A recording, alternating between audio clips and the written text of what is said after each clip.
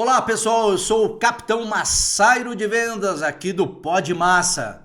Eu estou muito feliz no dia de hoje, estamos recebendo mais um convidado, uma convidada especial no dia de hoje. Curte, compartilhe e nos siga aqui no nosso canal do YouTube.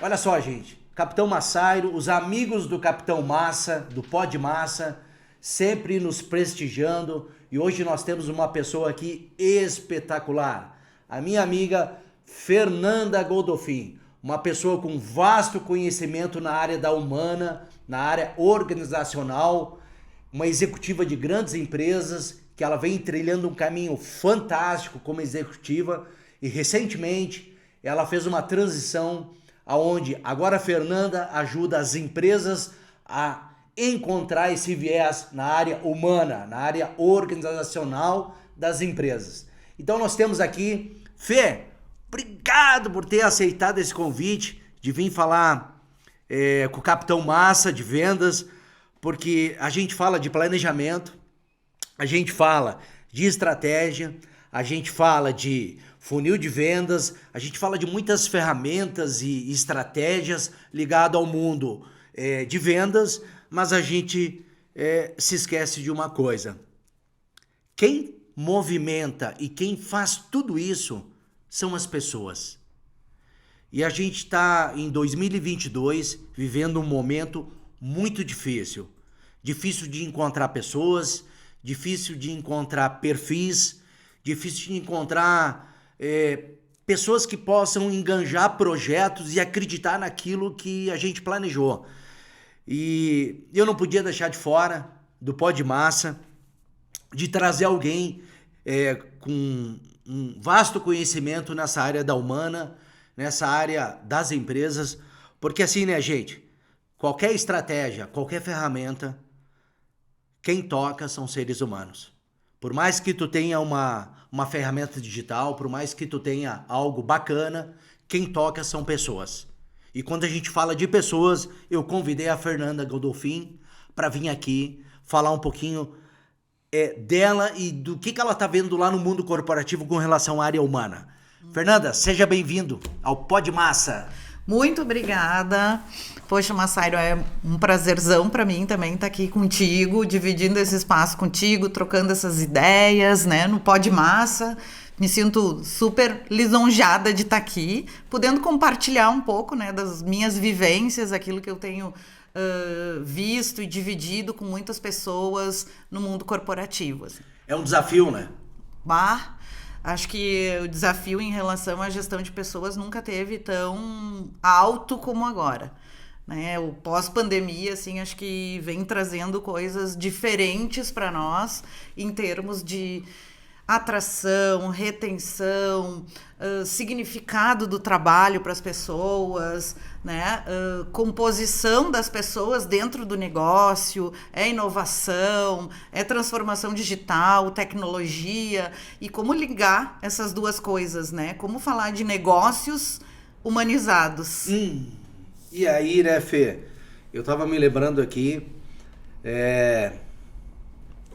trazendo um pouquinho pro nosso mundo comercial, porque eu tenho um amigo que sempre fala, né? Tudo começa no pedido, enquanto não trazer o pedido para dentro da organização, as outras áreas não evoluem, não conseguem. Então, como é que tu tá enxergando, que tipo de comercial o mercado e as empresas estão procurando? Porque o Pod Massa, que fala de assuntos estratégicos, de assuntos de planejamento, mas o nosso assunto, o tema principal hoje do nosso bate-papo é o comercial. Claro que isso também abrange todas as áreas da empresa, né? E aqui no nosso bate-papo informal, o que as empresas estão procurando, o que o mercado está procurando com relação a essa figura do comercial? Porque o comercial, né, Fê, ele ficou um período ali no home office, né? E aí agora passou esse momento, temos que gastar a sola do sapato, né?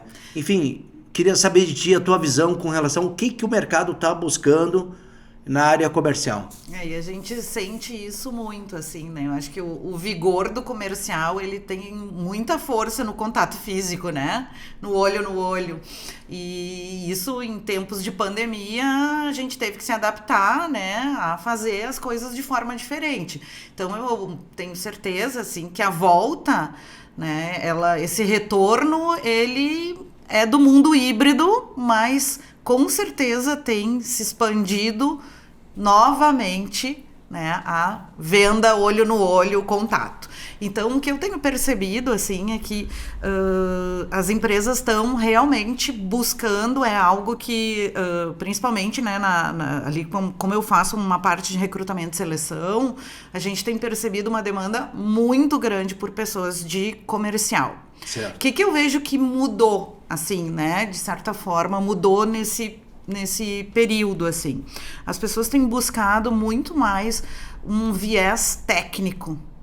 E por que esse olhar técnico para o comercial? Porque não parece caber mais a venda de produto somente. Toda venda, ela acaba sendo, de certa forma, uma venda de serviço. Por quê? A gente precisa entender qual é a necessidade lá da ponta. Qual é a necessidade de quem está querendo comprar comigo? Né? E a minha solução, ela é solução para essa necessidade. Então, sempre vem atrelado, de certa forma, a um serviço ali na ponta, que é de entender como esse meu produto melhor atende a tua necessidade. Então, aquele vendedor que não está realmente preocupado com o sucesso do cliente, não tem mais o mesmo espaço de venda. Aquela, né, e até por parte do empregador, assim, né, da empresa, a meta pela meta, também a gente vê que tem tido uma mudança em quem está contratando, de não querer olhar só para isso. Como assim? Tem meta, tem que atingir meta, mas não é a meta pela meta. É a meta entendendo que aquilo que eu estou entregando realmente e efetivamente gera valor para o meu cliente. Porque senão tu tem um esforço tão grande de fazer a venda que depois ela não se consolida, porque o consumidor não quer só... não quer algo sem compromisso, entende? Não quer... É o relacionamento de longo prazo com a empresa. O relacionamento de longo prazo, a parceria, o entender de que forma a minha solução realmente gera resultado para quem está lá na ponta. Então, por isso que eu tenho visto que as posições que a gente tem aberto, né, elas têm buscado muito... sim, aquele conteúdo de venda, aquele perfil de venda que a gente conhece, né? Mas que agregue este olhar para o outro e esse conhecimento técnico do produto e, de certa forma, do serviço, que é de que forma aquele produto vai atender a tua necessidade. Então, tem que entender o que de fato está gerando, né, lá na ponta a demanda. Então, isso que a gente tem visto nas posições que tem se aberto conosco. Essa semana a gente abriu 5 posições na área comercial, de diretor até vendedor, isso, né? Vendedor externo, todos com requisito técnico. Ou seja, de conhecer um pouco mais o produto, de entender um pouco mais, né? Não é só a lábia do vendedor. Tem que conhecer um pouco mais, tem que estudar o que tu vende, entender aquilo que tu vende e poder montar estratégias para isso. E o que eu trago, né, nessa questão que a gente tem ouvido muito, assim, né? Não basta só ir para a ponta e vender.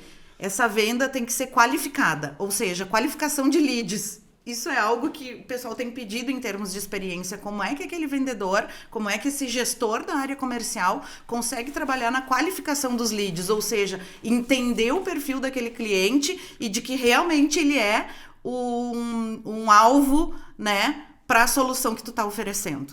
E tu sabe, Fernanda, fazendo aqui um parênteses que eu acho que é super bacana, a entrevista já é um indício da personalidade mais comercial, mais técnica. Uhum. O Capitão Massairo, como consultor de vendas, ele percebe alguns processos de que naquele processo de seleção, no bate-papo, né, que não é mais aquela entrevista, é um bate-papo. Uhum. Tu consegue perceber claramente quem se preparou e quem não se preparou. Alguns nem olham o site da empresa, ou se olham superficialmente e, na verdade, embora que tu não conheça muito da empresa, aí vai do interesse, né? De chegar numa entrevista, num bate-papo, que a gente chama, né? Porque mudou muito aquele modelo. Realmente que tu percebe que a pessoa se interessou. Ela já sabe muita informação, mesmo sem estar trabalhando na empresa. Como é que tu vê isso aí na hora? Porque isso aí é um bate-papo, né? E tu percebe que uns mais preparados e outros não. Aí eu também já percebo uma lacuna. O vendedor técnico, ele é mais interessado. Ele chegou para um bate-papo com a Fernanda, ele sabe tudo. Ele pesquisou, ele estudou, ele se preparou. Como é que tu vê isso aí?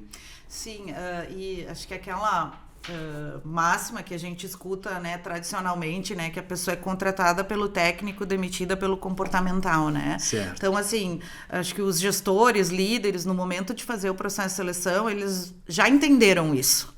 Então, não existe uma preocupação só com a questão técnica. Ela é extremamente importante, mas ela vem acompanhada do comportamental. E isso também está sendo explorado. Então, quando a gente fala de uma venda consultiva, de uma venda onde tu vai agregar, né, valor naquele processo, tem o lado da empatia, tem o lado de conhecer o outro, tem o lado, né, de poder entender um pouco isso e de se comprometer com o outro. Então, isso também faz parte. E esse olhar, os selecionadores, os líderes, né, quem está contratando, ele já começou a despertar para isso e a desenvolver um olhar para a entrevista, né, neste momento de entrevista para aquele candidata que ele está selecionando. Então, realmente, não adianta só olhar para a questão técnica, por mais que isso seja importante, conhecer do produto que tu está vendendo, do segmento que tu está vendendo, do material que tu está vendendo, né? É importante associado a uma questão comportamental, de empatia, de interesse, de relacionamento, de comprometimento, de assertividade, né? E que a gente, de alguma forma, vem tendo dificuldade de encontrar. E deixa eu te fazer uma pergunta, tu acha que quando tu encontra, por exemplo, assim, na organização, um carvão que vai se transformar em diamante e que ele tem um perfil técnico, e tu vai puxar ele pro comercial porque essas habilidades comerciais de empatia, se a pessoa se esforçar, ela consegue? Tu acha que isso aí tu consegue aplicar? É possível fazer essa... Como é que tu vê isso aí? Porque o cara é um perfil técnico.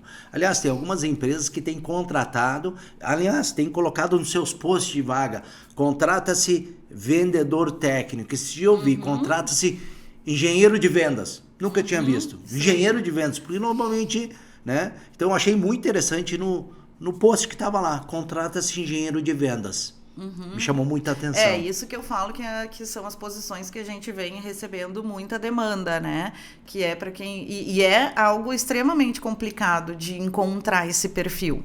Porque normalmente quem vai buscar uma área técnica especializada, ele já tem algumas características, né? Enquanto personalidade, que são voltadas para a área técnica, mais analítico, né?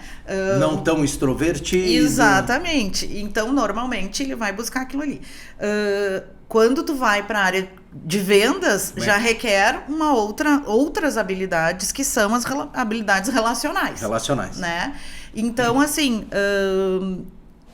é algo que as empresas estão aprendendo a fazer, né, que é desenvolver a parte comportamental, que ela é de alguma forma sempre mais difícil de desenvolver. Mas tem como. Mas tem, Tu com sabe. certeza que tem, né? Senão não teria emprego, né? Tu sabe, tem. Não teria trabalho, na verdade. Então tem como desenvolver. Então é isso que a gente tem olhado. E aí o que acontece? Normalmente se tem esse olhar para a pessoa que está lá no técnico, né, das habilidades. Então tu olha aquela pessoa que assim, ela tem um conhecimento técnico legal, ela tá ali trabalhando com aquilo, mas ela tem já alguns traços, né, de características mais de relacionamento. Então esse profissional é o que acaba sendo, né, chamado para desenvolvimento. Deixa eu te perguntar uma outra coisa, Fernanda. Como é que tu tá vendo como hoje você atua em vários segmentos, como é que tu tá enxergando, qual é o mercado que tá puxando mais, ou o segmento que tá dentro das relações empresariais que tu tem, qual é o segmento que está em alta, que está puxando, que está assim, carente desses profissionais da área de vendas? O que a gente tem visto, né, observado, o maior movimento é indústria e serviços. Legal. Tá? Então, mais nessa parte de indústria e serviços. E uma área que tem crescido bastante e pedindo esse perfil de venda técnica é a área mais de componentes eletrônicos. Área de tecnologia, componentes. De tecnologia, componentes eletrônicos. Então, isso tem crescido muito. Olha, acredito que é realmente porque é uma área, um segmento que tem expandido muito, né? A tecnologia é algo que hoje faz parte de todo e qualquer trabalho, produto, né? Então tem tido um mercado crescente nessa área, né? E aí a área comercial puxa isso também, soluções tecnológicas, né? É o que o mercado vem exigindo, né? E encontrando espaço para crescer e desenvolver. Que legal. Ô Fê, antes a gente falava um pouquinho sobre não basta mais só entregar a meta, né? Tem que entregar a meta com qualidade. Qualificação, ter a recorrência por parte do cliente. Exato. A fidelização, né? Porque a gente sabe o quanto custa, né? Custa muito conquistar um cliente, né? Mais do que manter. E hoje o cliente, ele sabe, ele entende isso, né? E ele também busca esse relacionamento de parceria. Ah, que legal, que legal. Fê, me diz uma coisa, trazendo esse mesmo assunto, eu queria insistir um pouquinho na questão da meta. As equipes, elas têm que ser motivadas, né? Motivadas, preparadas, e para isso nós temos o gestor comercial, como eu costumo dizer, o maestro, né?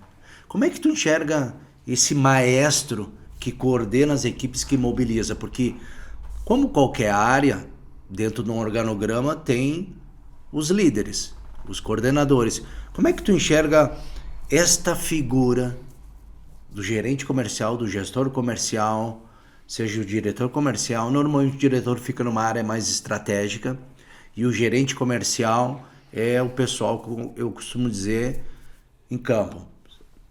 Multicanais. Ele está mobilizando as equipes da área digital, está mobilizando a tropa de campo, está mobilizando a rede de representantes, enfim. Como é que tu... essa figura do gerente comercial, porque eu convivo, toda a minha experiência profissional vem de conviver com gerentes comerciais, porque... já trouxe outros convidados e a gente bate muito nessa tecla. Como é que tu vê esta posição do gerente comercial? Que ele que está junto com a equipe, mobilizando, motivando, e a decisão de compor o time dele está dele, não do RH, né? Então, como é que tu vê essa posição aí do gerente comercial? Você que tem andado aí pela Fernanda Consultoria, pelas empresas, como é que tu enxerga isso aí? Então, a função de liderança vem mudando muito, né? Isso aí. Até pouco tempo atrás, e vamos dizer assim, hoje ainda é muito presente, né? A gente foi criado, desenvolvido e ensinado a exercer uma liderança de comando e controle, né? Onde o conhecimento, a centralização da informação e do conhecimento estava, né, nas posições de gestão, que compartilhava com as suas equipes, né, o como fazer, né? Então tinha a partir disso mostrando, é por aqui, por aqui, por aqui. Então baixa a autonomia das equipes. Hoje, com toda essa questão da transformação, né, do nosso contexto social, do mundo do trabalho. Não existe mais tanto espaço para isso, porque, primeiro, por uma questão de que as coisas mudam muito rápido, a transformação acontece de maneira muito intensa, né? Então, tu precisa de agilidade para tomada de decisão e para adaptação. Então, se tu centralizar tudo contigo, não dá conta. Não vai funcionar. Não dá conta. Mas isso é um estilo de liderança que está enraizado, né, na gente. E tu trabalhar esse estilo de liderança de comando e controle para uma liderança mais inspiracional, reflexiva, né, onde tu mostre muito mais, aponte muito mais caminhos do que diga o como fazer, né, é difícil da gente trabalhar e desenvolver. Mas eu vejo que hoje é isso que as empresas estão precisando e é isso que as equipes estão querendo, né? Que elas tenham espaço de pensar, que elas tenham espaço de contribuir, que elas tenham espaço de criar estratégia junto com a gestão, né? Então, o desafio, ele vem muito por aí. Né? A gente costuma dizer, assim, né? nas reuniões, por exemplo, reunião comercial, né? Que talvez até pouco tempo atrás a gente ia para lá para dizer, ó, tu vai para cá, tu vai para lá, tu vende isso, tu vende aquilo, tu, né, estabelece tanto, teu valor é tanto. Hoje é muito mais o problema, o que a gente tem de problemas e oportunidades e construir com a equipe como chegar e solucionar e que oportunidades a gente pode criar a partir desse problema. Então, esse envolvimento, ele dá empoderamento para a pessoa também. E coloca o vendedor lá na ponta, né? Ou o colaborador sobre um outro grau de propriedade sobre a sua atuação e ação. E responsabilização também pelo seu resultado. Né? Porque é muito mais fácil a gente não entregar resultado e apontar para o outro. Bom, foi o teu direcionamento que não funcionou. Né? E assim não, a construção é conjunta. Quem decidiu seguir por aqui fomos todos nós juntos e foi você junto. Né? Então isso gera um empoderamento maior para o time. Então eu vejo que o desafio está nisso e a exigência está nesse sentido. Uma liderança muito mais inspiracional, que empodera o time do que comando e controle, direcional. Faz sentido isso aí? Total, total. Mas é um grande desafio, né, Fernanda? Bastante, é um grande desafio. Bastante, porque assim como a gente, né, enquanto líder, não foi desenvolvido para esse tipo de liderança, né, as pessoas que estão nos nossos times, os nossos colaboradores, também não foram desenvolvidos para esse tipo de autonomia. Então é um desenvolvimento nas duas pontas, né? Tu tem que crescer o líder para que ele encontre significado num outro papel que ele não está acostumado a fazer, e perca o medo, né? O medo congela, do novo, né? E se eu não der certo nesse novo papel, o que vai acontecer comigo? E ao mesmo tempo tu tem que desenvolver o time para assumir essa responsabilidade, para correr risco junto, para se entregar junto. Né? Porque também, de certa forma, é fácil receber ordem e cumprir. Tu falou uma palavra ali que, Fê, tu falou uma coisa ali que se entregar junto. E quando tu fala se entregar junto, me vem a vivência de comandantes da área comercial que estão junto com as suas equipes, de transpiração. Eu sempre costumo dizer, é muito fácil falar. Agora, será que tu consegue fazer? Então, eu acho que um gestor comercial, na minha opinião, que está junto com a equipe, que tem todos esses predicados de fazer uma gestão compartilhada, de colocar na tropa aquele entusiasmo, vai dar certo, vamos lá, olhando sempre o viés técnico, mas também o comercial, eu percebo que às vezes alguns líderes comerciais perdem, o que eu vou falar aqui é super importante. E vou falar na frente de uma pessoa que tem muito mais conhecimento do que eu na área humana. Perde o viés de vender. Então, eu percebo que alguns líderes comerciais, alguns gestores, eles já não têm mais alguns hábitos que eles tinham. Então, essa figura, para mim, Fê, ela tem que inspirar Exato. Porque eu vou fazer um comentário agora, não vou citar nomes, porque minha sócia aqui no podcast diz que eu não posso citar aí, é legal. Ontem uma aluna disse assim para mim: professor, eu preciso de umas dicas, porque eu tô no fim do ranking no televenda. E aí eu perguntei para ela: vem cá, mas a tua gestora, ela já sentou contigo, tu já acompanhou algumas ligações dela? Não, professor, nunca acompanhei. Então eu percebo que alguns líderes, alguns gestores comerciais, Fernanda, eu sou gerente comercial, há muito tempo não tira um pedido, há muito tempo não vai com a equipe de vendas fechar uma negociação, então já não inspiram mais tanto. Então eu percebo que a falha que tem em algumas equipes que a gente não está conseguindo desenvolver essa equipe é que falta um acompanhamento. Falta justamente tu ter uma estratégia de desenvolvimento humano com alguém que possa me ajudar. Eu, gerente comercial, vou enganjar essa parte da humana, mas tem o braço dele também. De enganjar, de pegar o cara embaixo do braço e dizer assim, vamos junto. É por isso que eu comentei, né? Que tem o outro lado, não basta só o líder ser inspiracional e mudar a sua posição. Ele também precisa desenvolver a autonomia no outro lado, na ponta. Que é esse senso de responsabilização, de vamos junto. E muitas vezes, muitas vezes não, com certeza, desenvolver isso passa por prestar atenção no outro. Passa por prestar atenção na necessidade do outro, passa por acompanhar, porque existe uma diferença muito grande em delegar e delargar, né? Gostei. Então, e ainda assim, dentro do delegar, né, existe uma diferença de como fazer isso para estimular a autonomia. Então, eu sempre pergunto, né... A autonomia não é largar o campo sozinho. Não, exatamente. As pessoas confundem. Exatamente. Não, eu dou autonomia, eu dou liberdade. Deixar solto, mas nunca o deixar... vamos dizer assim, o reconhecimento, muitas vezes, ele vem do limite que tu dá.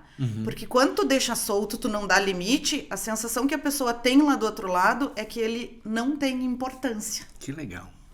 Né?